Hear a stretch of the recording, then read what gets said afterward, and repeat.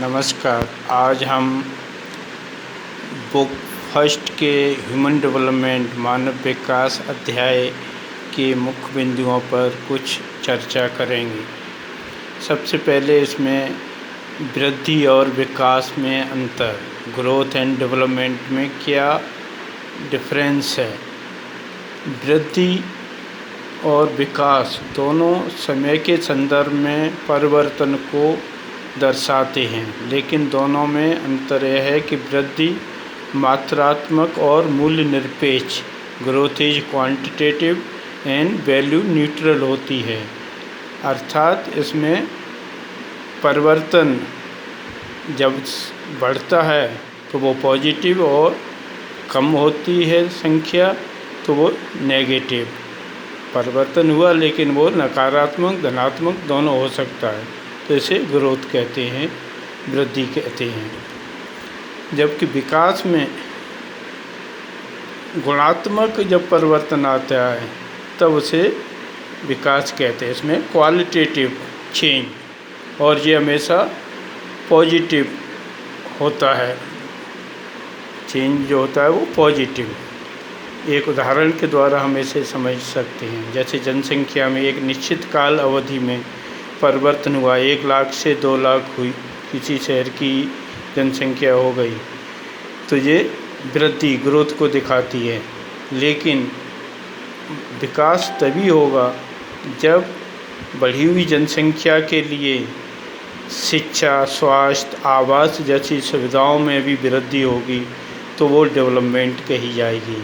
यदि जनसंख्या तो बढ़ी लेकिन लोगों के जीवन में कोई गुणात्मक परिवर्तन नहीं हुआ, तब उसे हम डेवलपमेंट नहीं कहेंगे, वो ग्रोथ ही कही जाएगी।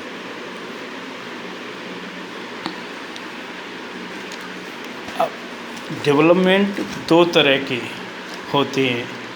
अभी तक ज़्यादातर कई दशकों तक हम केवल इकोनॉमिक डेवलपमेंट को ही परिवर्तन का एक आधार मानते रहे हैं कि इनकम अच्छी होगी, इकोनॉमिक ग्रोथ होगी तभी डेवलपमेंट, क्योंकि इकोनॉमिक डेवलपमेंट एक इकोनॉमिक इम्पोर्टेंट आस्पेक्ट है, क्योंकि आय अधिक होगी तो उससे शिक्षा, स्वास्थ्य इन पर खर्च किया जा सकता है।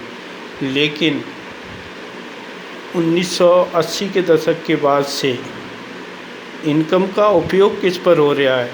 मनुष्य के गुणात्मक परिवर्तन, उसकी क्षमताओं के विकास में यदि हो रहा है, तब वास्तव में विकास होगा, गुणात्मक विकास होगा। कि तब ह्यूमन डेवलपमेंट का कॉन्सेप्ट सामने आया। मानव विकास क्या है?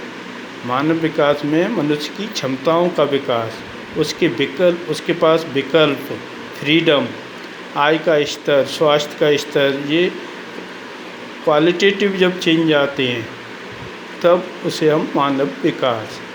तो इसके लिए 4 प्रमुख इसके पिलर्स, स्तंभ कहे जाते हैं। मानव विकास के 4 स्तंभ में समता, इक्विटी, अर्थात सभी लोगों को संसाधन के वितरण में समानता है कि नहीं, उनकी पहुंच है कि नहीं, तो वो इक्विटी महत्वपूर्ण। दूसरा सतत पोषणीयता, जैसे हम कंटिन्यूटी भी कह सकते हैं कि विकास या ये परिवर्तन लगातार होनी चाहिए। ये नहीं ये निश्चित समय तक ही परिवर्तन हो, लंबे समय तक नहीं होंगे, हर पीढ़ी के लिए कंटिन्यूटी नहीं रहेगी तो वो मानव विकास स्थायी नहीं होगा। तो इसके लिए सस्टेनेबिलिटी ज़रूरी है। तीसरा उत्पादकता, प्रोडक्टिविटी, कि मनुष्य की उत्पादकता, योगदान उसका कितना है, उसमें वृद्धि हो रही है कि नहीं। और उत्पादकता में वृद्धि तभी होगी जब उसे अच्छी शिक्षा, अच्छा स्वास्थ्य होगा, तो वो अपना कंट्रीब्यूशन ज़्यादा दे पाएगा। चौथा सशक्तिकरण, एम्पावरमेंट, जिसमें मनुष्य को निर्णय लेने की स्वतंत्रता, उस प्रक्रिया में उसकी भागीदारी कितनी है। जैसे भारत में किन किन को एम्पावरमेंट की ज़रूरत है, जैसे महिलाएं, SC ST, पिछड़े हुए जो लोग हैं, उनको एम्पावर करने के सरकार के लगातार प्रयास रहे। तो ये 4